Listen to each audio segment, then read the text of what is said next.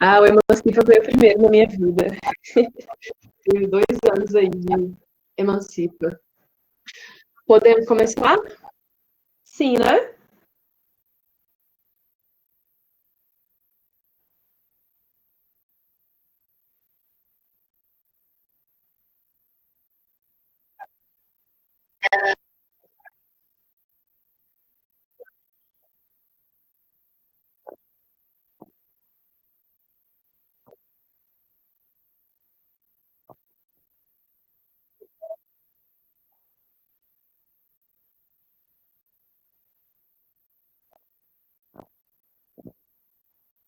Obrigada, Ingrid. Então vamos lá, oficialmente começando, né? Estamos na nossa terceira aula desde que começamos a utilizar a plataforma do Google Meet. É sempre um prazer encontrar vocês, saber que a gente está sendo útil de alguma forma, né? Espero que seja mesmo. Se vocês tiverem qualquer dúvida, mande mensagem para mim, manda aqui no chat, vamos conversando que a gente precisa disso mesmo, tá bom? Então, retomando, né? Eu sempre começo minhas aulas retomando os conteúdos anteriores. Apesar de o Enem não ter uma abordagem cronológica dos conteúdos, apesar de o Enem não ter assim, vocês vão falar disso, disso, disso, obrigatoriamente, ele fala assim, ensino médio todo, né? A gente elencou aqui alguns dos conteúdos mais cobrados em língua portuguesa. Começamos com funções e figuras de linguagem, que é um conteúdo um pouco mais teórico, mais cheio de detalhezinho, né? Então, é uma coisa que demanda um pouco mais de atenção para você compreender aquela diferença. E hoje a gente vai falar de um assunto que, por mais que tenha muitas características para serem aprendidas, você lida com eles diretamente, todos os dias, então fica mais fácil de compreender, né? Do que estamos falando? Estamos falando de tipos e gêneros textuais. A primeira pergunta que as pessoas sempre fazem quando a gente fala disso é: qual é a diferença, né, entre gênero e tipo textual? E aí eu vou compartilhar a tela aqui com os slides da nossa aula. Se vocês tiverem algum problema com ele, já me avisa, tá? Então vamos lá. Slide em PDF, na verdade. Mas vamos que vamos. Como eu estou usando uma guia do Chrome, eu não consigo acompanhar o chat. Se vocês tiverem alguma dúvida, alguém me avisa, professora, tem uma dúvida no chat. Então, uso o microfone já para perguntar, tá? Então, quando nós falamos sobre figuras e funções de linguagem, eu falei para vocês o seguinte: olha, para a gente ter uma comunicação completa, a gente precisa de alguns elementos, né? E quando você tem uma mensagem focada em algum desses elementos, você vai ter uma função especial para aquela mensagem. Por exemplo, um dos elementos da comunicação é ter alguém para falar, é o emissor, eu, no caso. Se eu estou usando a nossa aula para falar da minha vida aqui, para abrir meu coração, para desabafar, para falar o que eu estou sentindo nessa pandemia, a função será emotiva, porque o foco está no eu, né? Então, a gente tem sempre a linguagem com funções, com objetivos. Já quando a gente fala sobre os tipos e gêneros textuais, a gente fala sobre como esse texto é produzido. Então, olha só, os tipos textuais são somente 4, que são os textos narrativos, os textos descritivos, os textos dissertativos e os injuntivos. O que significa isso? A gente tem textinho que vão contar histórias, tem um que vão só descrever, tem um que vão argumentar de alguma forma e tem outros que vão instruir você a qualquer coisa. Esses são os tipos textuais. E qual a diferença entre tipo e gênero, então, professora? O tipo é como se fosse a classificação geral. Tenho aqui o texto narrativo. Dentro do texto narrativo, vou ter várias ramificações. Essas ramificações dos tipos textuais serão os gêneros, tá bom? Então, vamos lá. Do que se trata cada um desses textos? O texto narrativo conta uma história, ponto. Só isso? Só isso? Difícil? Não, impossível. Vocês sabem que um texto narrativo está no nosso dia a dia, né? Você vai contar uma história do que aconteceu ali na esquina você está usando um texto narrativo, você lê um conto, você lê um livro, você assiste um filme, aquilo ali é texto narrativo, então está na nossa, né, no nosso cotidiano, ponto final. E aí a gente vai ver o que é que compõe um texto narrativo daqui a pouquinho, quando a gente for detalhar esses tipos, tá bom? Um texto descritivo já é um texto que faz um detalhamento sobre as coisas. Quando a gente falar sobre o texto descritivo, eu queria que vocês ficassem atentos em uma coisa. Nem sempre, um texto vai ser completamente narrativo. Eu posso dizer que eu tenho um trecho descritivo dentro de um texto narrativo? Com certeza. Quantas vezes você já leu um texto que um parágrafo inteiro era só descrevendo a roupa, a maquiagem, o sapato da mulher? Ou então, a sala onde fica o sofá, onde fica a TV, onde fica a planta X. Esse trechinho é um trecho descritivo, tá? E o texto narrativo vai se caracterizar, ou um texto descritivo, vai se caracterizar por fazer um detalhamento completo, tá bom? Então, a gente tem uma linguagem objetiva, uma linguagem cheia de detalhes. É isso que a gente vai chamar de texto descritivo. Já o terceiro tipo, que é o texto dissertativo, é muito importante vocês entenderem a diferença entre uma coisa e outra, tá? Isso aqui vai ser o que vocês vão levar para o resto da vida, sem dúvida nenhuma, seja você fazendo uma faculdade de história, de engenharia, de, sei lá, qualquer coisa, você vai ter que fazer um desses dois textos aí para você se formar. Para você se formar na faculdade, na pós-graduação, no mestrado, no doutorado, você tem que utilizar esse tipo textual. E o que é esse tipo textual? É o texto em que você vai explanar aquele assunto. Quando você for explanar aquele assunto, você tem dois caminhos para seguir.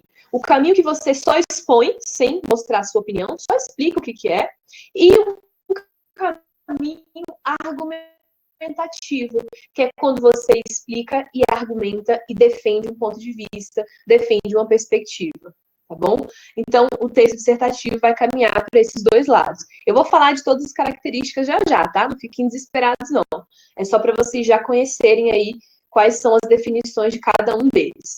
E, por fim, um texto injuntivo, que o Enem geralmente chama de instrucional, por isso que está ali esse outro nome, entre parênteses.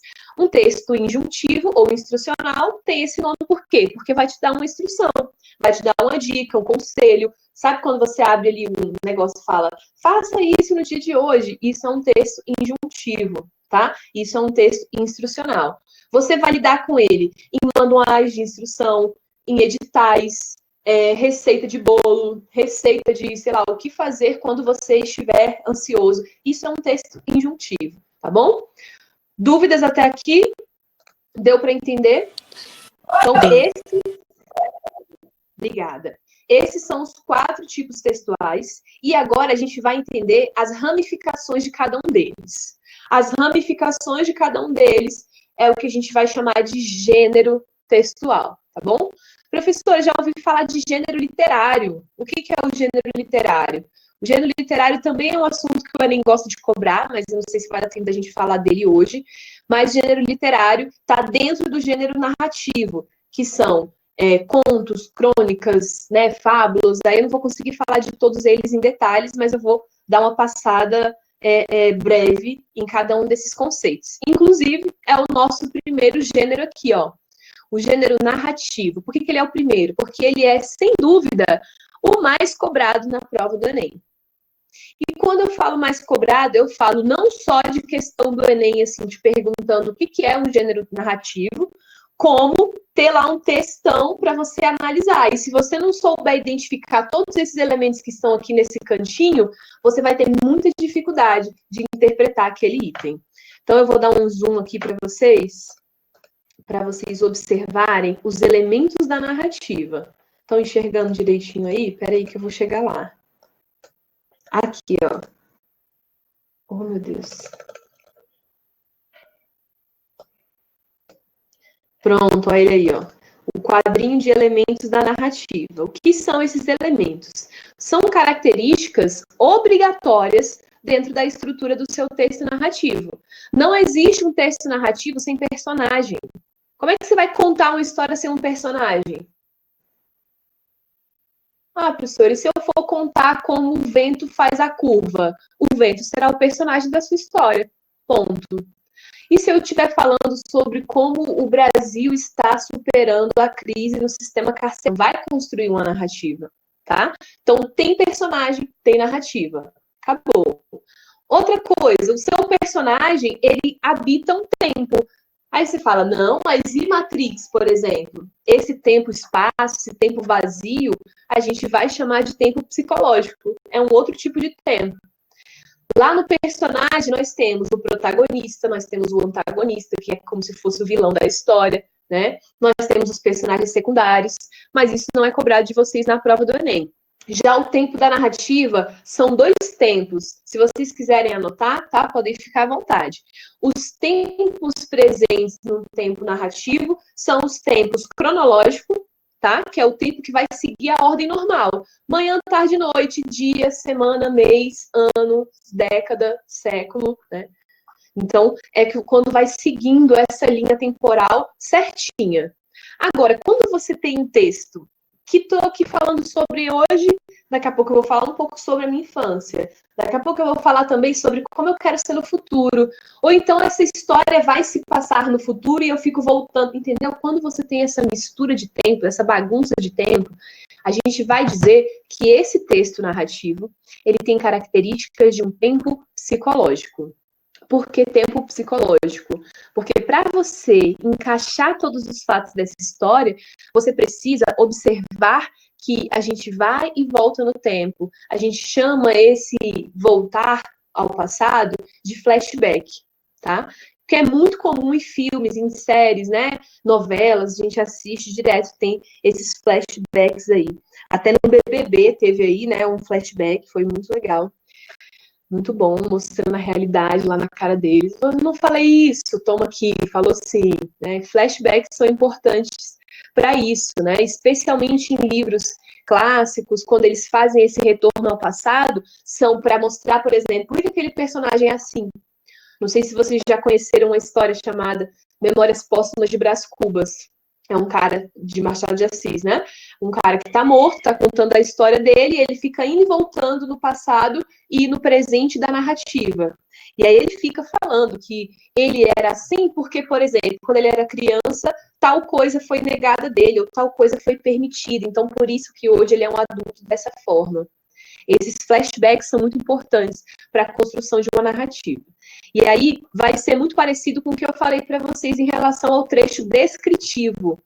Uma história pode ser predominantemente cronológica e ter uns pedacinhos de tempo psicológico? Pode. E como que isso vai ser cobrado de você na prova? Ele vai falar assim, esse texto é um texto psicológico, um texto de tempo psicológico. Não, ele vai colocar um trecho e vai falar para você analisar aquele trecho. Vai dizer, nesse trecho aqui, nós temos tempo psicológico ou cronológico. E aí você vai, né, fazer a análise adequada, de acordo com o que você sabe. Tá bom? Dúvidas até aqui? Estamos bem? Então tá. Espaço. Espaço é tranquilo. Espaço é o local onde aquela narrativa acontece. Os locais onde aquela narrativa acontece, né? Porque geralmente nós temos mais de um espaço. Também chamado de cenário, especialmente no texto dramático, que é o texto de peça, né? Eles chamam de espaço ou de cenário. Também não temos narrativa sem narrador, seja ele em primeira ou em terceira pessoa. Eu contando o fato que aconteceu comigo, ou eu contando algo que aconteceu com outra pessoa. Eu posso ser o narrador, ou nós teremos o narrador onisciente, que é aquele que sabe de tudo, né? A gente tem esses tipos de narrador. Também não é um conteúdo cobrado de vocês no Enem, mas se você estiver estudando para o PAS, se estiver estudando para o vestibular, no material que vocês vão receber, tá mais detalhadinho aí os elementos, porque infelizmente a gente não tem tempo de falar de tudo, né? Então eu vou priorizando o que é cobrado na prova de vocês. E claro, que é importante para vocês compreenderem o assunto, porque, né? Senão eu vou ficar só passando fórmulazinha aqui de Enem, eu odeio essas coisas. A gente tem que entender as coisas, né? E se vocês não estiverem entendendo, por favor, me fala, porque a gente tem que parar, voltar. Às vezes eu pego uma ladeira e vou, ó, falando, daqui a pouco, quando eu vejo, falei só para mim, dei aula só para mim. Então, se vocês tiverem dúvida, me grita, me chama aí que a gente retorna, tá bom? Então, por fim, outro elemento da narrativa é o enredo. O enredo é simplesmente a coisa mais importante da narrativa. Por quê? O enredo é a história. O enredo é o fato que você está contando. Tem narrativa sem fato a ser contado? Não. É quando alguém te pergunta, e aí, como é que foi lá na escola? E você diz, foi bom. Tem enredo? Não tem, né? Saudade de falar que não tinha nada de bom na escola, né? Agora tudo é bom na escola. Eita, sente saudade. Tá vendo? Como diz um pensador contemporâneo, só dá valor quando perde. Relembrando, então, os elementos, personagens são os personagens da história, as pessoas de quem estamos falando, tempo cronológico ou psicológico, cronológico quando segue a linha temporal, psicológico quando vai e volta na história. Narrador é quem conta e o enredo é o que está sendo contado, tá bom? Gêneros narrativos. Aqui eu coloquei alguns que são os mais importantes, mas a gente tem alguns outros que não são muito cobrados de vocês. Quais são os textos mais cobrados no Enem? Está, inclusive, né, esses dois primeiros aqui são os mais cobrados, e eu coloquei aí justamente de propósito para chamar a atenção de vocês. Um texto narrativo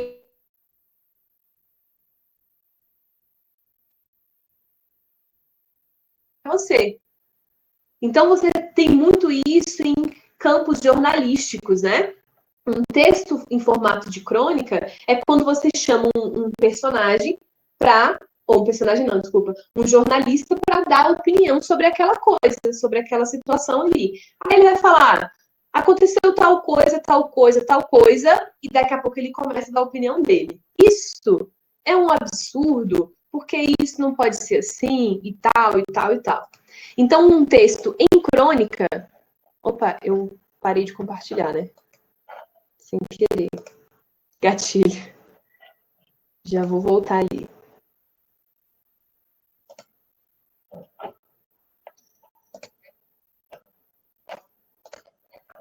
Ih, gente. Tem hora que dá uma bugada assim na cabeça que a gente não sabe fazer nada, né? Aí voltou. Então, um texto em crônica é quando você tem um fato contado e você tem uma opinião, tá? Um conto é uma narrativa curta. Então, eu sempre falo para os meus alunos que existem 3 categorias narrativas que são muito frequentes: conto, novela e romance. Esses 3 tipos narrativos, eles têm basicamente a mesma função, que é contar alguma coisa. Beleza, tá te contando aquele fato. Então, já que eles são iguais, qual é a diferença entre uma coisa e outra? É simplesmente o tamanho. O conto é curto, novela médio e o romance é grande. Ponto final. Conto é pequenininho, ele às vezes tem conto de 2, 3 páginas, tem contos de 15, 20 páginas. Passou disso aí, começou a ser um pouquinho mais ou menos, já é novela. Então, uma novela é um texto de 100 páginas, 120, tá? Até de 80 páginas, não tem um padrão. É quando você olha e fala, médio.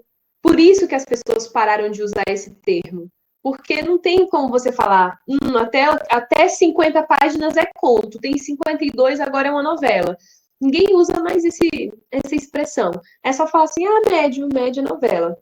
Aí você fala, professor, e por que as novelas da Globo se chamam novelas se elas duram 42 meses?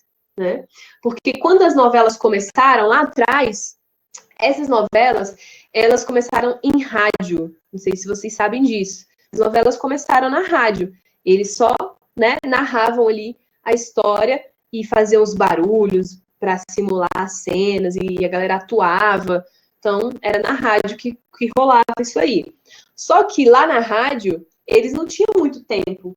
E também não podia ser um negócio muito curtinho, né? Senão não ia ter graça. Aí eles pegaram os textos que eram em novela, sei lá, tipo 90 páginas, 100 páginas, e começaram a encenar aquilo.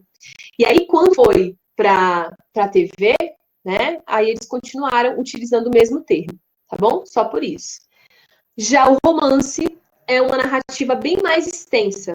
É uma narrativa ali de 200, 300 páginas, 400, 500, 600. Tem 600 páginas. Tem romance de mais 600 páginas? Tem. Livros que são divididos em 3 volumes de 500 páginas, assim. Game of Thrones tá aí, né? Guerra e Paz, o Leão Tolstói, Os Miseráveis, de Victor Hugo. A gente tem muitas narrativas que são longas e divididas em vários livros, porque não cabe um só. tá? A diferença, então, entre conto, novela e romance é só o tamanho, ok? Isso é cobrado de vocês no Enem? Quer saber qual a diferença entre um e outro? Não. Não vai falar, isso é um conto porque é pequeno. Não. Como é que é cobrado? Assim, ó. Joga um trechinho do conto aqui para você e pede para você interpretar o enredo, interpretar os personagens e etc e tal. Eu acabei não dando o espaço do parágrafo aqui nós temos 2 parágrafos. Mas eu peguei o trecho de um conto de uma mulher que eu sou simplesmente apaixonada por ela. Caso vocês não conheçam, busquem conhecê-la. O nome dela é Conceição Evaristo. Ela é uma escritora fantástica, fantástica. O lema da Conceição Evaristo é a escrevivência. Né? O que é a escrevivência? O próprio nome, né, já traz uma carga semântica muito grande. É você escrever sobre o que você viveu, ou sobre o que você viu alguém viver, né? O que você sentiu na pele. E aí a escrevivência da Conceição Evaristo, ela tem feito tantas pessoas se emocionarem que o CESP, inclusive, Sebrasp agora, né? Eu nunca me acostumo, selecionou um dos contos da Conceição Evaristo para estar na prova do PAS, da galera de 2020 a 2024. Esse conto é o que eu coloquei aqui para vocês, o conto se chama Maria. Eu não vou contar a história toda, infelizmente, também porque eu choro, não quero passar essa vergonha aqui, né? Mas é uma história, assim, maravilhosa. Busquem, é muito fácil de achar, você joga aí no Google, se vocês quiserem, eu até mando para vocês, é bem facinho de achar. É um conto de um livro chamado Olhos d'Água, de uma coletânea de contos, né? Eu vou ler esse trecho para vocês perceberem como a narrativa dela é extremamente bem feita. Maria. Maria estava parada há mais de meia hora no ponto de ônibus. Estava cansada de esperar. Se a distância fosse menor, teria ido a pé. Era preciso mesmo ir se acostumando com a caminhada. O preço da passagem estava aumentando tanto. Além do cansaço, a sacola estava pesada. No dia anterior, no domingo, havia tido festa na casa da patroa. Ela levava para casa os restos. O osso do pernil e as frutas que tinha enfeitado a mesa. Ganhar as frutas e uma gorjeta. O osso, a patroa ia jogar fora. Estava feliz, apesar do cansaço. A gorjeta chegara numa hora boa. Os 2 filhos menores estavam muito gripados. Precisava comprar xarope e aquele remedinho de desentupir nariz. Daria para comprar também uma lata de Toddy, isso tudo com a gorjeta, né? As frutas estavam ótimas e havia melão. As crianças nunca tinham comido melão. Será que os meninos iriam gostar de melão? A palma de uma de suas mãos doía. Tinha sofrido um corte bem no meio enquanto cortava o pernil para a patroa. Que coisa! Faca laser corta até a vida. Quando o ônibus apontou lá na esquina, Maria abaixou o corpo, pegando a sacola que estava no chão entre as suas pernas. O ônibus não estava cheio, havia lugares. Ela poderia descansar um pouco, cochilar até a hora da descida. Ao entrar, um homem levantou lá de trás, do último banco, fazendo um sinal para o trocador. Passou em silêncio, pagando a passagem dele e de Maria. Ela reconheceu o homem. Quanto tempo, que saudades! Como era difícil continuar a vida sem ele. Maria sentou-se na frente. O homem sentou-se ao seu lado. Ela se lembrou do passado, do homem deitado com ela, da vida dos 2 no barraco. Então, não sei se vocês conseguiram perceber, mas é uma narrativa bem pausada, né? Você vê que tem basicamente um ponto final em cada linha do que eu li. Por que isso foi escolhido para a construção desse texto? Porque o nosso narrador, ele está entrando na cabeça da Maria. Então, a gente tem pensamentos assim, fragmentados, né? A gente tem pensamentos quebrados. Você olha assim, preciso comprar outra garrafa. Você fala, ixi, essa tampa aqui, né? Aí daqui a pouco, nossa, meu livro. Então, o nosso pensamento é fragmentado. É muito difícil você pegar um embalo de um pensamento e ir até o final divagando sobre ele. Isso acontece quando você para pensar de verdade. Mas ela não, ela estava no ponto de ônibus, né, esperando o ônibus chegar. E aí ela olha para a mão rasgada, olha para a sacola pesada do osso que ia para o lixo, as frutas que ela poderia comprar, né, que ela comprou, na verdade. Então, que ela comprou não, que ela ganhou também os restos, né, da fruta que ficava enfeitando ali a mesa. Então, são pensamentos muito pausados, porque estão ali para representar justamente esse pensamento da Maria. E aí, ela entrou no ônibus e um rapaz para ela, né, era um ex-namorado que ela tinha. E aí, o resto da história fica para vocês descobrirem depois, se emocionarem e quererem abraçar a Maria como eu sempre quero, toda vez que eu leio essa história. Então, é um conto porque vai ser uma narrativa que vai ser breve, tem 2 páginas somente, tá? Usa todos os aspectos da narrativa. Aqui a gente tem um narrador em terceira pessoa, que a gente vai chamar de onisciente, porque sabe de tudo. Temos um narrador que descreve muitas coisas, então a gente tem um trechinho descritivo aqui também, né? Temos um enredo, nós temos um cenário, nós temos um espaço, nós temos o que mais? Personagem, que é a Maria e o seu namorado, né? E inclusive a patroa dela também, seu ex-namorado. Nós temos também o tempo, que é cronológico, porque ela está parada no ônibus e aí ela vai esperar o ônibus chegar. O ônibus chega, ela entra e vai embora, né, no ônibus. Temos trechos de tempos psicológicos? Temos, né? Ela resgatando aí que ela voltou para casa, que ela estava na casa da patroa, estava cansada porque tinha tido festa no domingo. E também tempo futuro, que é chegar em casa e os meninos comerem um melão que eles nunca tinham comido, né? Então, os elementos todos da narrativa estão aqui. Uma coisa interessante aqui para a gente pensar sobre essa narrativa é que a gente, essa coisa do fragmento, né, de ser contado de uma maneira curta, parece que está impedindo a narração de acontecer. Mas não, mas ela faz com que você vá juntando cada pedacinho ali da história para chegar, tá, a um ambiente comum. Tá bom? Dúvidas até aqui? Tranquilo? Sim, não? Vou passar para o próximo já. Não. Beleza, obrigada, gente. Próximo gênero é o gênero descritivo. O gênero descritivo, como eu falei para vocês, é só um texto que descreve, que detalha, né? Usa isso de forma, olha só como fica redundante. Detalha de forma objetiva e detalhada. É você pegar os mínimos detalhes mesmo do que está acontecendo ali para que aquele texto seja ainda mais visual, né? Para que você entenda de fato tudo o que está passando ali naquela cena. Então, olha só um trechinho descritivo aqui no conto de cima. A palma de uma de suas mãos doía. Tinha sofrido um corte bem no meio enquanto cortava o pernil para a patroa. Isso é detalhamento, isso é descrição. Descrição, tá? Não confundam com descrição. Descrição com a letra I, né? É ser ou estar ou algo assim. Certo. Descrição é detalhamento, tá bom? Descrever é detalhar, tá? Continuando aqui, então, o gênero descritivo, né? Ele tem essa forma objetiva e detalhada. E aí eu coloquei aqui um quadrinho para saber a diferença entre uma coisa e outra. Um texto narrativo é uma sucessão de acontecimentos, né? Então, você tem um fato ali a ser descrito, ou a ser detalhado, a ser contado. Só que a gente tem um enredo que conta histórias reais ou imaginárias. A figura de um narrador estará sempre presente. Já o texto descritivo resume os aspectos físicos, sensoriais e psicológicos das coisas, pessoas ou lugares. Então, a diferença é, no descritivo não existe história, só apresentação de características. No narrativo, você tem um fato a ser detalhado, tá bom?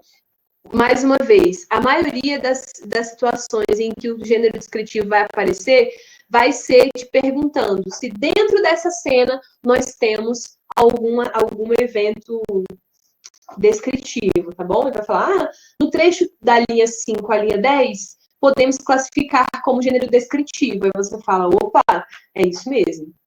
Ok? Mais um penúltimo gênero, que é o gênero dissertativo.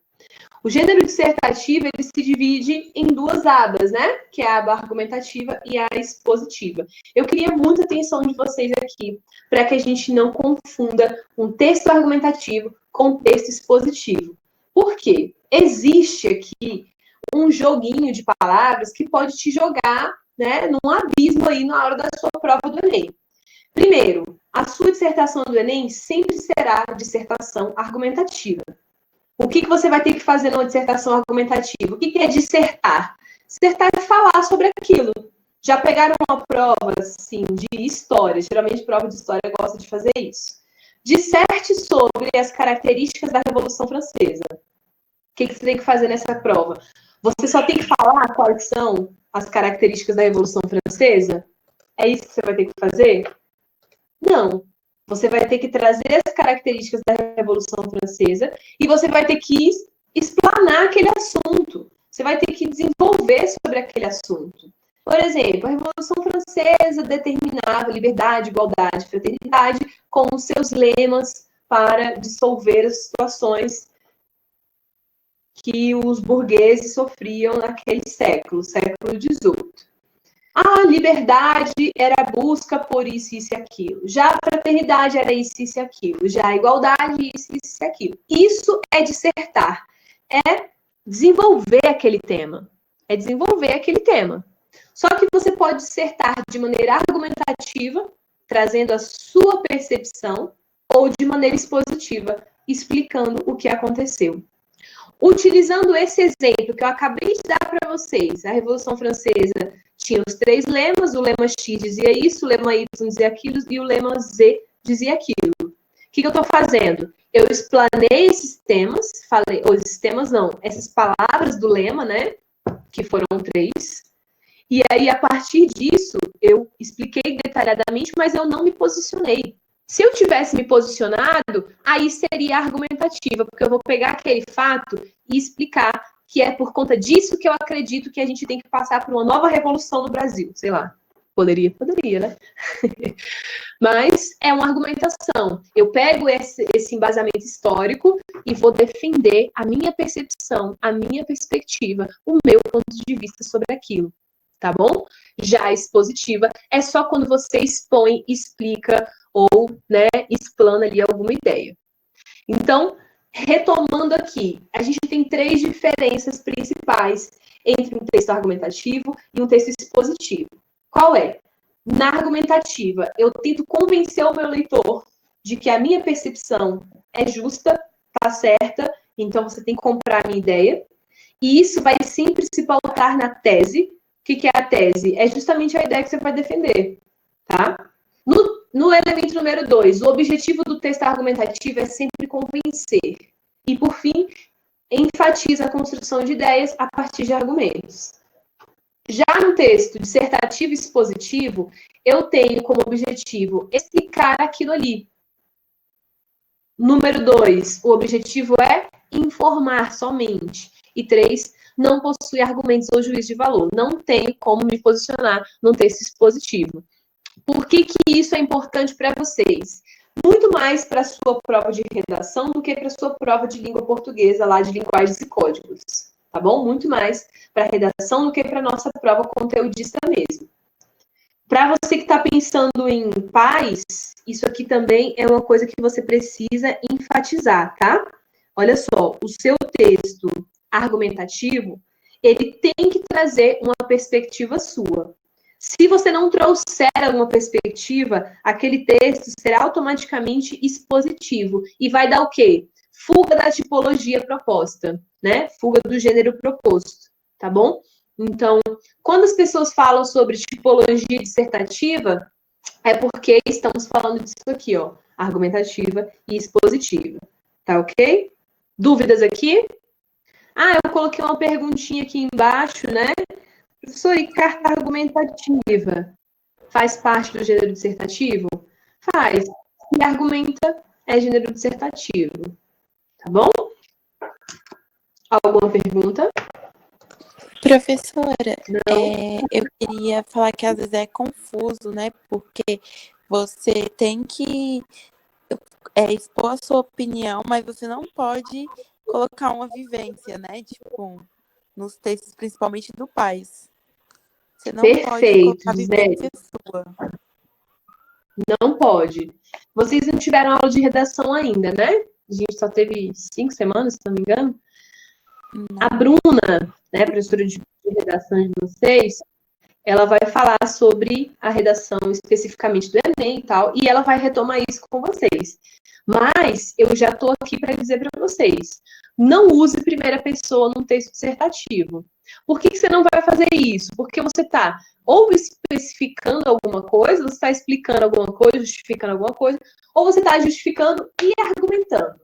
Se você estiver justificando e argumentando usando a primeira pessoa, você torna aquele texto todo pessoal, emotivo, você muda a função daquele texto. Você transforma o seu texto de referencial, olha lá a nossa primeira aula, você transforma o seu texto de referencial para um texto emotivo. Quando você faz essa mudança de funções, o seu corretor pode muito bem classificar o seu texto como uma fuga à tipologia proposta, tá bom? Então, se você usar muito primeira pessoa, se você ficar focalizando a sua argumentação em nosso Brasil precisa disso, na minha cidade aconteceu isso, o meu vizinho morreu disso, isso aí é completa fuga de tipologia proposta, tá bom? Porque você está fugindo de um texto dissertativo referencial para um texto completamente emotivo, tá bom? Então, usar a primeira pessoa, eu nunca permito. Meus alunos que já tiveram redação corrigida por mim já sabem. Não permito de jeito nenhum. O Enem ele vai zerar a sua redação se você colocar a primeira pessoa? Não, ele não vai zerar a sua redação. Mas o risco que você corre de transformar aquele texto em um texto pessoal, quando você usa a primeira pessoa, sem querer querendo, é muito grande. Então, a gente tem que ir fazendo redação se desacostumando de usar a primeira pessoa, tá? Se desacostuma, desapega. Desapegos. Não use a primeira pessoa, não use a palavra pessoa dentro do seu texto. E que mais? Não use muitas das vezes. Desapegos aí para sua redação. Professora, por que eu não posso usar a palavra pessoa? Pessoa é informal. Por que eu não posso usar muitas das vezes? Porque não existe essa expressão. É uma expressão popular. No seu dia a dia você pode usar à vontade, né? Eu mesmo uso, mas você não vai escrever, né? Pense que você está fazendo uma prova para se tornar um grande acadêmico, para se tornar um grande profissional, e aí você vai ter que escrever de uma maneira técnica, né? Para representar a sua empresa, para representar a sua personalidade como profissional. Então, a sua escrita ela tem que ser dentro da norma padrão. Então, vamos desapegar dessas palavras. Pessoa, muitas das vezes. Professora, o que eu uso para substituir pessoa? Sujeito, indivíduo, cidadão, brasileiro, o homem, o ser humano. Dá para fazer várias substituições aí, tá? Pessoa pega mal aí na sua redação, tá? Voltando aqui para a gente fazer as questões, né? Eu acho que as questões são a parte mais importante da nossa aula, porque é a hora de a gente ver o que a gente aprendeu mesmo. Quando a gente não faz exercício, não adianta, ninguém aprende nada. Não fazer exercício é perder tempo dessa aula aqui. Se você está perdendo 1h30 aqui do seu sábado para assistir nossa aula e não fizer exercício, vai ser 1h30 que você podia estar dormindo, porque você não vai lembrar de nada que eu estou falando, tá? Nossa, fui brava agora, né? Quem vê assim até pensa, nossa, que cruel. Gêneros injuntivos, o que são os textos injuntivos? São simplesmente textos que te dão uma instrução, ponto. Receitas, manuais, editais, horóscopos. E aí eu já joguei aqui, ó, um exemplo que tá na prova, caiu na prova do Enem de 2010, esse textinho aí, ó, horóscopo. Fala, o que o Enem quer com isso? Quer que você analise o que esse horóscopo faz com a sua vida. Ele fica mandando na sua vida. Você vai ficar lendo horóscopo todo dia? Não, o Enem não quer que você faça isso. Ele quer que você olhe para esse texto e fale assim, opa, esse texto está me dando ordens. Então, ele é o quê? Injuntivo. Olha só, o eclipse em seu signo, tem alguém de câncer aí? Câncer são pessoas emotivas, né? O eclipse em seu signo vai desencadear mudanças na sua autoestima e no seu modo de agir. O corpo indicará onde você falha. Se anda engolindo sapos, a área gástrica se ressentirá. O que ficou guardado virá à tona, pois este novo ciclo exige uma desintoxicação. Tá vendo como ele está dando, né, alguns conselhos? Este novo ciclo exige o que de você? Que você se desintoxique. Seja comedido em suas ações, sempre no feminino, né? Já que precisará de energia para se recompor. Conselho. A preocupação com a família e a comunicação entre os irmãos trava. E aí fala, ué, se não tiver irmão. Lembre-se, palavra preciosa é palavra dita na hora certa. Isso ajuda também na vida amorosa, que será testada. Melhor conter as expectativas e ter calma, avaliando as próprias carências de modo maduro. Sentirá vontade de olhar além das questões materiais. Sua confiança virá da intimidade com os assuntos da alma. Uau, né? É isso. Então, o texto injuntivo, o texto instrucional, está aí com o objetivo maior de te dar conselhos, de te dar dicas, de te dar um passo a passo de fazer aquilo, um tutorial, tudo isso aí vai ser um texto instrucional, tá bom? E agora a gente vai para as questões, que eu queria muito, muito, muito que vocês tivessem participação aqui, tá? Isabela, você é câncer aonde? Você não tem nem coração, Isabela. Gente, eu falo assim com a Isabela, não é que eu sou, é que conheço a Isabela desde o ano passado. Isabela não é uma pessoa muito emotiva, nada. Isabela é Capricórnio, não, é Aquário, né? Isabela. Não é, Laura? Tá vendo? Conheço, peço. Ó. Cadê a janela? Janela da nossa... Ai, meu Deus.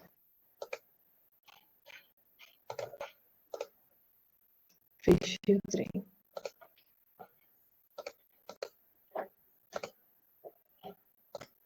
Aí, agora sim. Ficou mó bonitinho que eu botei a mesma logotipo da minha blusa aqui, ó. Tá vendo? Tá no slide. Dedicadíssima. Uma pessoa do design, entendeu? Sou eu. Ó. Então, aqui eu coloquei um breve resumo. Vocês vão receber esse material, né? E aqui a gente parte para as questões, para as características. Né? Primeira questão que eu coloquei aqui já é para puxar um assunto que eu não me lembro se eu falei com vocês. Gente, vocês vão me perdoando, porque eu sou uma pessoa que não tem memória. E aí, eu tenho um monte de turma, entendeu? Um monte de aluno, às vezes a mesma coisa que eu falo em uma sala, eu falo em outra e não falo na outra. Então, eu vou ficar perguntando para vocês, falei disso? Aí, se não falar, falou. Se eu não tiver falado, tudo bem. Se eu tiver falado, também finge que eu não falei. Aí, ó, eu quero retomar isso aqui. Eu coloquei FGV aqui na prova de vocês por uma questão, né? A FGV é uma instituição renomada, incrível, maravilhosa. Para quem não conhece, conheça. Mas a FGV, desde 2019, no finalzinho de 2018, foi contratada para fazer as questões da banca do Enem. Então, se você estiver estudando para o Enem e se deparar com a questão da FGV, já fica, ó, de ouvidos e olhos atentos para aquele item. Porque a chance de ter algo parecido com isso na sua prova do Enem é muito grande. Tá bom? Além da FGV, nós temos também a Sesgran Rio fazendo as questões do Enem. Então, se você se deparar com questões da Sesgran Rio, principalmente de português, faça. Porque o português da Sesgran Rio e da FGV são questões muito bem feitas. Tá bom? E como elas estão responsáveis por criar as questões de vocês, faça para você se adaptar com o estilo da prova, tá bom? Além dessas duas, nós temos a VUNESP também. A VUNESP está responsável pela correção de redação. Eu não sei, eu acho que não, mas não sei se eles estão fazendo as questões da prova do Enem, né? Mas são esses três aí as bancas responsáveis pela prova, tá? De vocês. Questãozinha da FGV para a gente dar uma aquecida, para vocês verem como eles pegam exatamente ao pé da letra ali o conteúdo que a gente está falando. Olha só. A mesma coisa que a gente acabou de ler. Coincidências? Será, meu Deus? A mesma coisa que a gente falou agora há pouco. Só que de 2011, que ela foi do ano anterior. E essa questão eu não vou ler, porque ninguém merece, né? Virgem, adoro pessoas do signo de Virgem, são pessoas maravilhosas para trabalhar, são pessoas sempre Detalhista, estudiosas, muito igual organizadas, você. detalhistas, perfeccionistas. Um beijo para as pessoas de Virgem. A Gabriela arrasa, é isso aí, tá vendo? Sempre tem uma virginiana estudando. É isso. Aí aqui, ó, falou o lance aqui de Virgem, pronto. O reconhecimento, não. Nem vamos ler o texto. O que eu falei para vocês que a gente tem que fazer? Enunciado primeiro, né? A análise dos elementos constitutivos desse texto demonstra que sua função é vender, aconselhar, ensinar, informar ou discutir. Então, você vai ler o texto buscando qual é a função desse texto. Qual é a função de um horóscopo? Você precisa ler o texto para isso? Não. A função do horóscopo é vender alguma coisa para você? Não. A função do horóscopo é aconselhar? Pode ser. A função do horóscopo é ensinar qualquer coisa? Não ensina nada, é informar? É discutir alguma coisa? Não. Então, nem precisei ler o texto e eu já sabia o que ele queria de mim. Olha que bênção. Em nome de Jesus. Professora, às vezes às vezes é muita pegadinha isso, né, nos dias atuais, porque a gente vê muito horóscopo por aí vendendo. Você só vai ler isso se você comprar. Ou então, quem acredita realmente, tipo assim, acredita mesmo, vai falar, cara, ele tá me ensinando, tá me informando uma coisa sobre minha vida. Nossa, exatamente. E aí, se você, né, se você sentir necessidade, leia o texto novamente, que ele vai te ajudar a perceber que ele está só aconselhando, ele não está te informando. Olha só o que ele faz. É tempo de acolher as mudanças, né? Ele está falando que você vai passar por grandes transformações. Isso é conselho, né? Encontre uma nova forma de alimentar sua criatividade. Então, o gabarito desse item, horóscopo, é de aconselhar. Aí você fala, professora, tá, e cadê o gênero textual aí? Falou que é um gênero injuntivo? Falou que é um gênero instrucional? Não falou. Mas você não precisa dessa nomenclatura, não. Só precisa entender que cada gênero tem uma função, tem uma mensagem a passar, tá? Tem alguma coisa ali de importante para você. Beleza? Vamos pular essa, porque é muito parecida. Aqui, ó. Enem 2015, olha que maravilha. Vamos direto para o enunciado. Na entrevista, o fragmento, o jeito é PC e esperar para ver. Tem por objetivo. Então, beleza, já sei que essa frasezinha aí está jogada lá dentro do meu texto. E eu preciso saber qual é a função dessa frase. Qual é o objetivo dessa frase. Vou precisar ler o texto todo? Precisa não, gente. Olha onde é que está a frase. Está no finalzinho do texto. Se você quiser dar uma passada de olho, passa o olho. Mas eu estou ensinando vocês a fazer prova, porque a prova do Enem não te permite tanto tempo para você ler todos os textos. Infelizmente, né? Eu acho que a prova do Enem seria muito mais proveitosa se, por exemplo, eles colocassem um texto desse aqui e fizessem, sei lá, 2, 3 questões de múltipla escolha a partir disso. Esse texto fala sobre a metamorfose natural da língua. Está falando sobre o internetês. Ele pode jogar um texto aqui com o objetivo do texto, falar sobre o contexto de globalização, pode falar sobre uma questão gramatical, 3 questões num fragmento só. Ia ser maravilhoso, né? Mas, infelizmente, não faço as questões. Olá.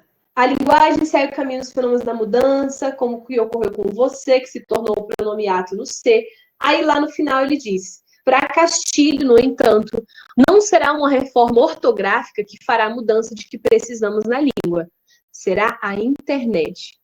Então, ele está falando, não é uma reforma que vai fazer a mudança que a gente usa na língua, é a internet. E isso, gente, é muito frequente. Vocês sabem que quando a gente está conversando, a gente usa meme da internet, a gente faz referência a essa mudança, essa metamorfose linguística, né? Às vezes a gente utiliza, sei lá, é que agora fugiu tudo da minha cabeça. Mas quando você fala, por exemplo, ou de que sim, pronto, lembrei de uma.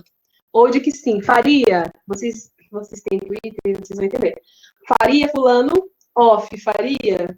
Aí você diz, ou de que sim. Isso para uma pessoa que não tá no Twitter, entende, gente? Fala sério, você vai conversar com alguém, né? Faria o fulano? Aí você responde o quê? Ou de que... Aí o quê? Os asteriscos são para deixar a dúvida no ar. Aí você vai conversar com sua mãe, você fala, mãe, faria o Faustão? Ela, o quê, menina? Ela, você fala, né? Tá roubando o namorado da Selena Gomez. Sua mãe vai entender isso? Não vai, não tem condição. A conversa da internet é um negócio Nem que eu tô entendendo. é um ambiente. Gisele, vamos entrar no Twitter. Twitter é a melhor rede social. Também não. Professora. Meu Deus. É porque eu não tenho mais Twitter. Eu tinha, mas eu não tenho mais. Não, gente, abandona Instagram, essas coisas. Não, o Twitter é o melhor. Ó, eu vou explicar rapidamente. O Faustão e a Selena Gomez, eles têm um caso, entendeu? É o melhor casal da internet. É a fanfic, né? Que é quando você junta duas pessoas famosas e cria um relacionamento fictício. Sem dúvida. E aí, essa expressão, faria fulana, é tipo, faria, pegaria. E aí, quando você fala ou de que sim, é que você fala, com certeza, ixi, ó, com certeza eu pegaria, né? Aí isso se transformou em ou de que sim, ou de que não. Só entra no Twitter para saber quem foi cancelado. Ai, ai. Antes, o Twitter também é ótimo para militar, só que eu não tenho mais saúde mental para militar no Twitter. Então, não. era isso. Melhor Por isso que eu apaguei meu Twitter, professora, porque eu não tinha saúde mental mais. Tipo, eu não podia ver nada, que eu já queria escrever um texto enorme e o Twitter não deixava. E eu, deixa pra lá. Se você ficar querendo militar sempre no Twitter, você não vai chegar em lugar nenhum. É verdade. Porque você só vai fazer aquilo, é um inferno. Mas vamos lá, para o que interessa, né? Olha a linguagem do internetês aqui. Aí ele te perguntou, o fragmento, o jeito é teclar e esperar para ver, tem por objetivo, ninguém fala teclar, né? É tão antigo que ninguém mais fala teclar. A língua da internet é assim, ó, todo dia é uma novidade. Qual o objetivo dessa frase? Ilustrar a linguagem de usuários da internet, que poderá promover alterações de grafia. Está querendo fazer isso? Ilustrar a linguagem que poderá promover alterações de grafia.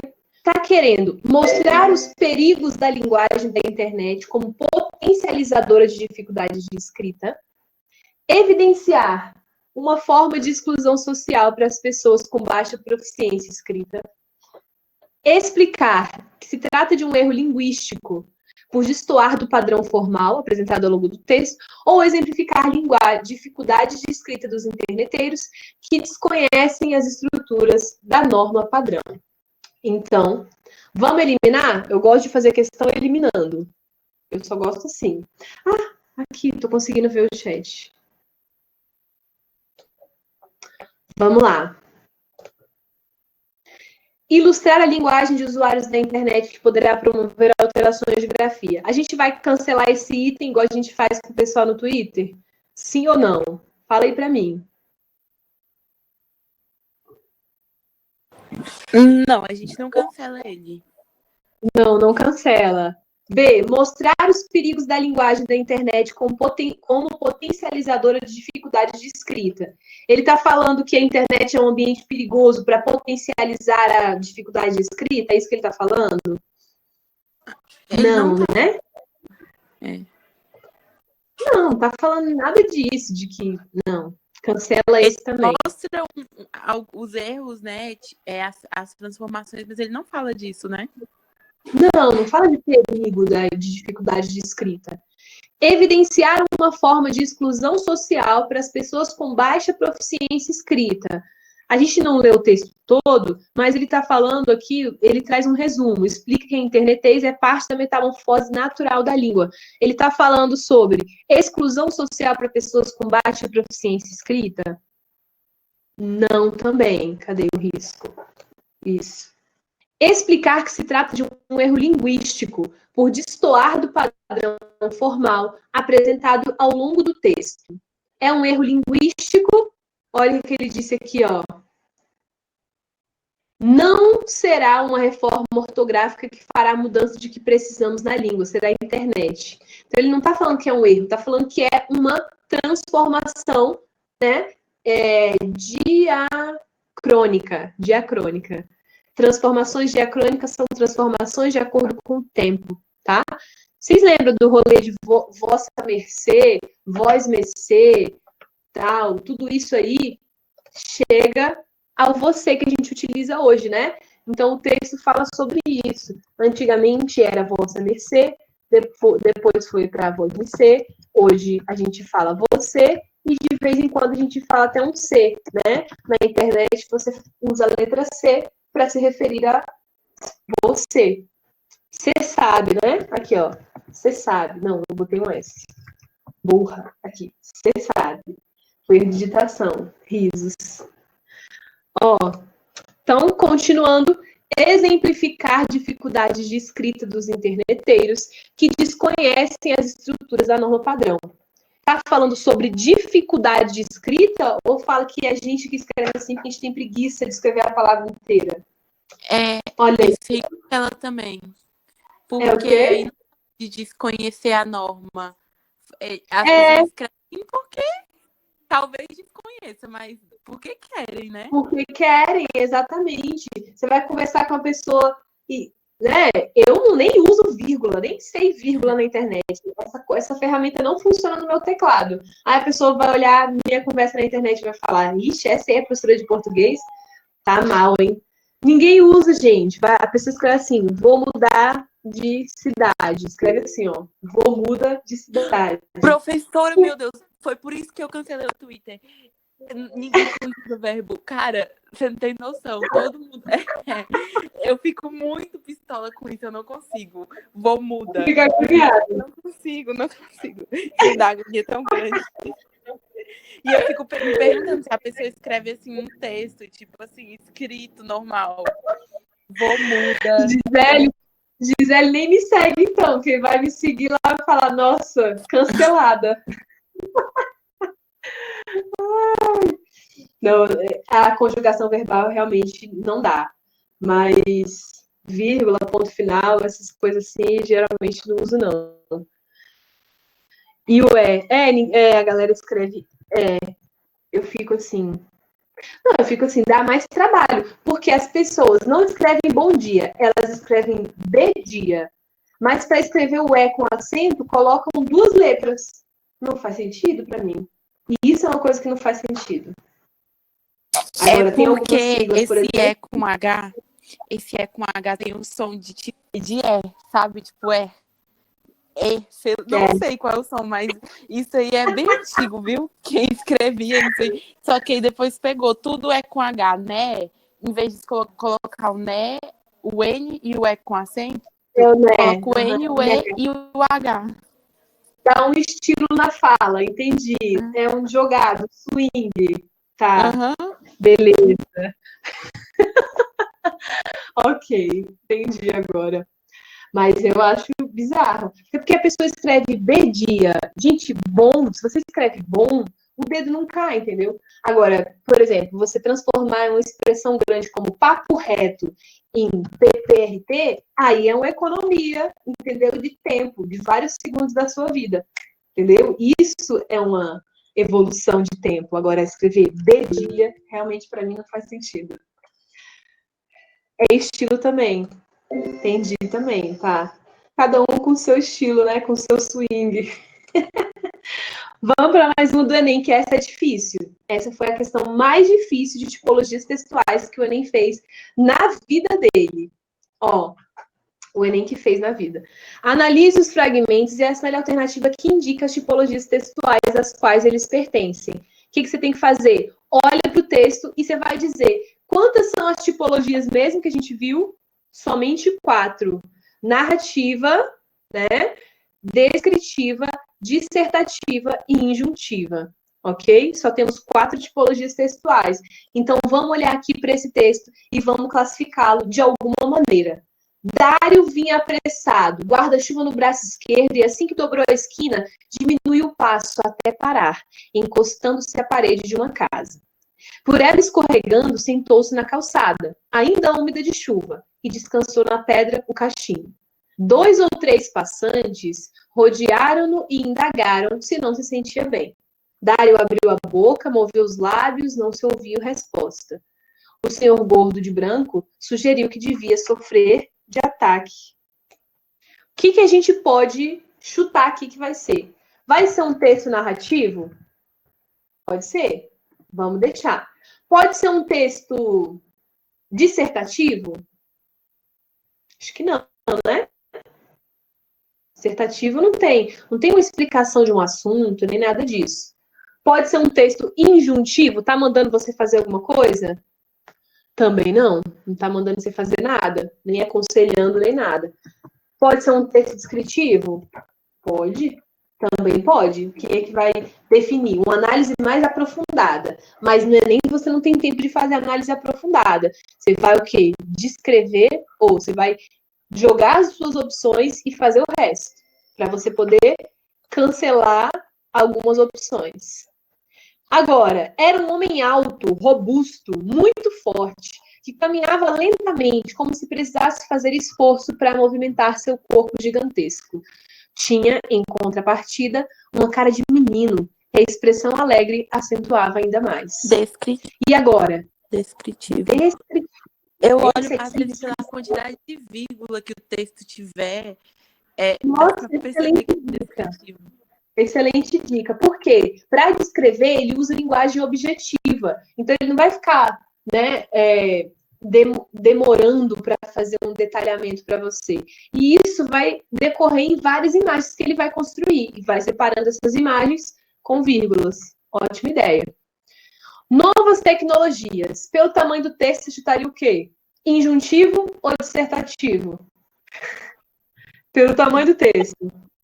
Dissertativo? Só pelo tamanho do texto você já chuta dissertativo.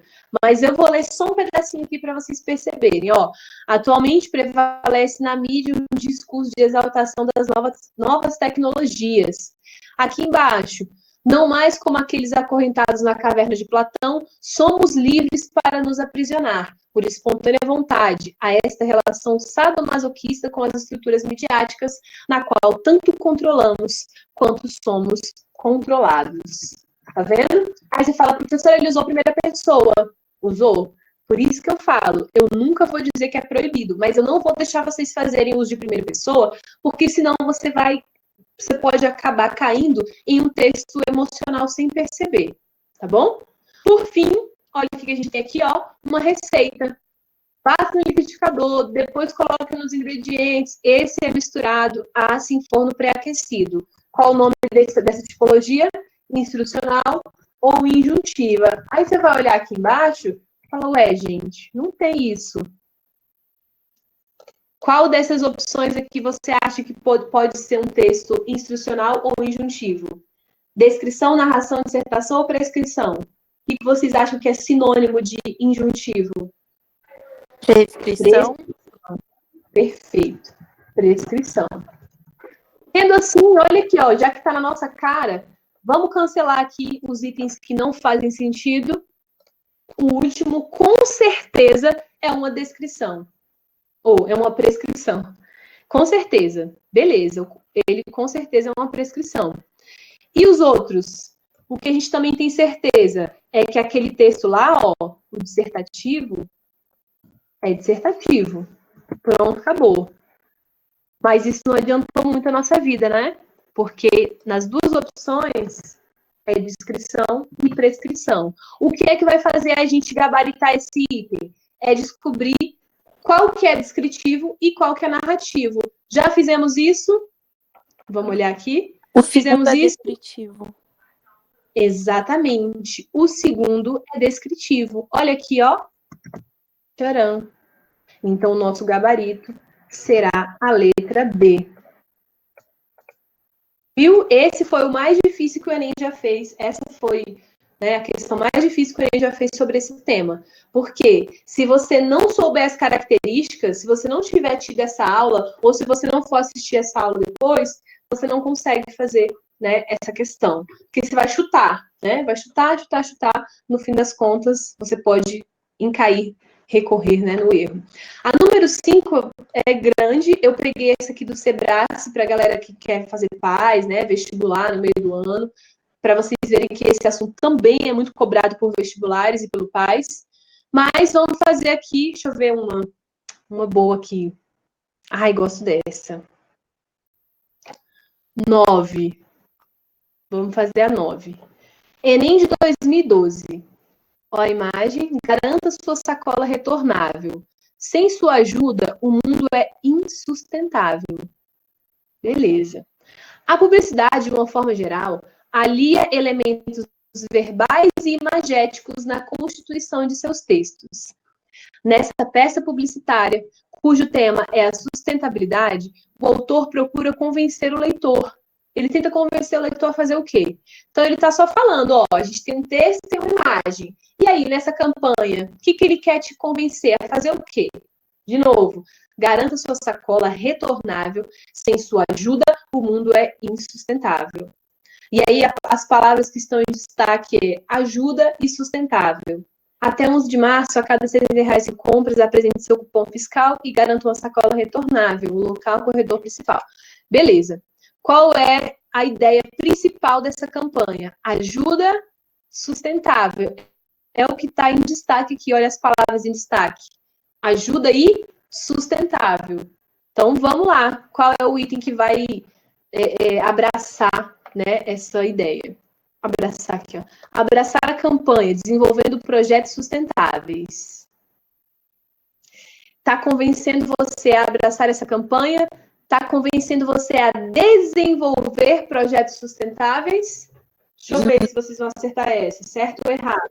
Eu acho que essa daí, pela segunda parte da frase, não faz tanto sentido. A segunda parte, desenvolver projetos sustentáveis. O primeiro item tá bacana, tá certinho.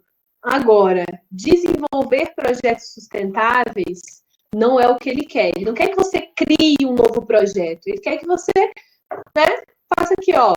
Pega aqui sua sacolinha para você ajudar a gente. Porque cada sacola que você joga lá no lixo demora 40 anos para se decompor. Nem sei se é 40, estou inventando. Mas é muito. Consumir produtos de modo responsável e ecológico. É isso que ele está falando? Para você consumir produtos de maneira responsável e ecológica? Não, porque os não produtos sei. Eles não querem saber, ele quer saber da sacola só. Quer saber da sacola. Vamos para o próximo. Evitar o consumo excessivo de produtos reutilizáveis. Está falando para você evitar o consumo excessivo de produtos reutilizáveis? Até essa parte aqui tá bom, né? Evitar o consumo excessivo de produtos. Você não quer gastar, por exemplo, sacola. Só que de produtos reutilizáveis, a sacola não é reutilizável. Né? Você usa ali para levar para casa, usa para o lixo e acabou. Pronto, não tem mais outra função. Então, não é isso, tá? Peraí, deixa eu subir esse item. Assumir uma atitude reflexiva diante dos fenômenos naturais. Ele fala sobre fenômenos naturais aqui? Não. Também não. Aí, ó. Assumir uma atitude reflexiva diante dos fenômenos naturais. E, por fim, aderir à onda sustentável, evitando o consumo excessivo. Agora, dificultou, hein? S e a B, né? Eu acho que eu colocaria a E, porque ele tá querendo evitar o consumo excessivo de sacolas, né? Ah.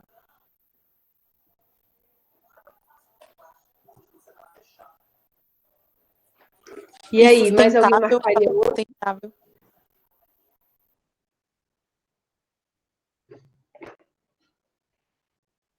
Iria na B. Gabarito do item é justamente a letra B. Complicado, né? Olha só, na letra B ele diz assim, consumir produtos de modo responsável e ecológico. O que ele está falando? Para você consumir um produto responsável, que é, em vez de usar uma sacola plástica, usar uma sacola retornável. Esse é um modo responsável e ecológico de consumir esses produtos. E aí a letra E não seria por quê? Lembra que eu falei para vocês lá na primeira aula que o Enem ele jogava muito com essa coisa de sempre ter dois itens certos, só que um mais certo do que o outro? A letra E, ela cai exatamente nesse exemplo. Aderir à onda sustentável, evitando o consumo excessivo.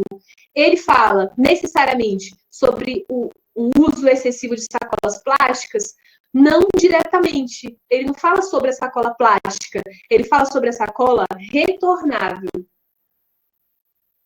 Olha que delicado esse item, né? É muito detalhezinho para você prestar atenção. Atualmente, as provas do Enem, elas não estão caindo muito nesse peguinha, porque todo mundo já sabe que funciona assim, né? Mas vai que ele ainda quer voltar para esse passado. Letra B. Ok? Deixa eu ver se dá para fazer mais uma.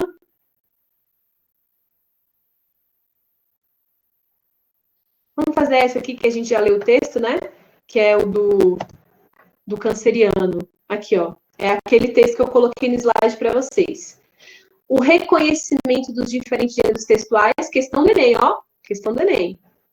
O reconhecimento de diferentes gêneros textuais, seu contexto de uso, sua função específica, seu objetivo comunicativo e seu formato relacionam-se com os conhecimentos construídos socioculturalmente. Beleza, falou tudo para falar nada, né? Falou só que os diferentes gêneros textuais são importantes. A análise dos elementos constitutivos desse texto demonstra que a função desse texto aí do canceriano é ensinar os cuidados com a saúde, aconselhar sobre amor, família, saúde de trabalho, informar sobre astronomia, expor a opinião de leitores em um jornal e vender um produto anunciado. Letra B. Letra B.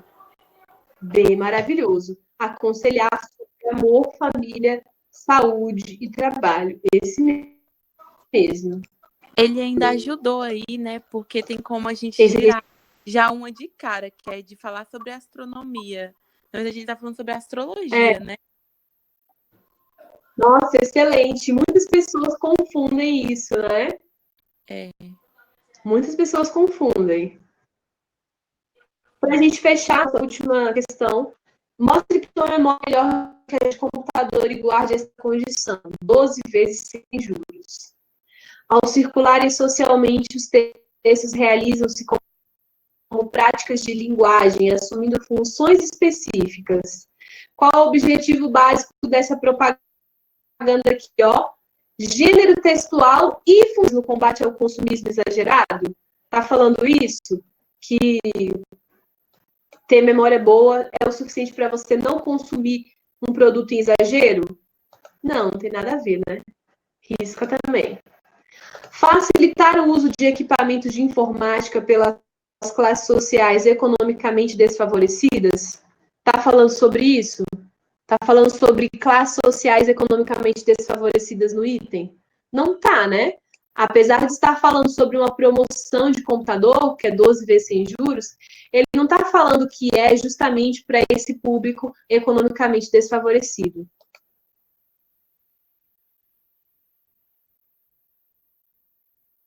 Fazendo aqui, quando ele coloca 12 vezes sem juros, não mesmo. Influenciar o comportamento do leitor por meio de apelos que visam a adesão ao consumo. Ou defender a importância do conhecimento de informática pela população de baixo poder aquisitivo. Eliminando a letra E, fica influenciar o comportamento do leitor por meio de apelos que visam a adesão ao consumo. Tá? Então, aqui nós temos, né, um texto que brinca com o gênero e com a função de linguagem, que seria a função apelativa. Tem até a palavra apelos aqui, para a gente relembrar. Ok? Finalizamos. Coisa da correção em verde, que já destacou os verbos. Cadê? Nem vi. Essa foi difícil, foi mesmo. Meninos, meninas, né? Tem algum menino aqui? Já saiu os meninos que estavam, né? Nossa, gente. Arrasamos. Gente, beijos para vocês. Essa questão do Enem do dia tal, eu não entendi, professora, me explica. Então, leva para a gente na monitoria.